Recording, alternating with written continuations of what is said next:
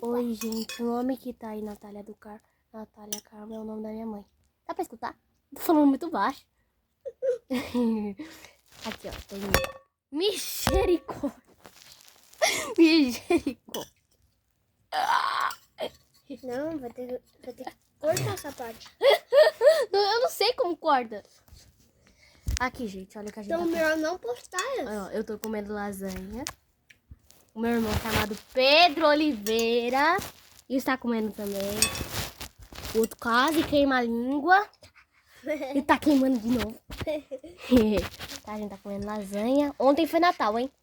Cara, se você falar que hoje é Natal, você tá errado, cara. Natal é dia 25, não dia 26. Então, Cala a fala. boca, é o mês de Natal. É só um mês, não é dia. É verdade. Nascimento. Aniversário de Deus foi ontem. Quer dizer, de Jesus. Misericórdia. Jesus.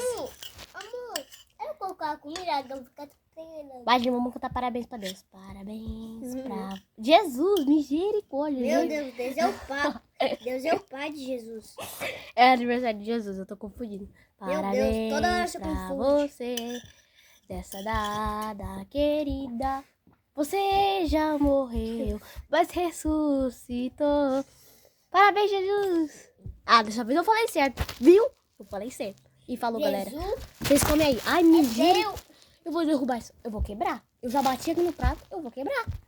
Eu quase virei aqui. Tem alguma coisa. Então, falou, galera. Até dezembro. Não, a gente já tá. Ai, misericórdia. Quer saber? Tchau.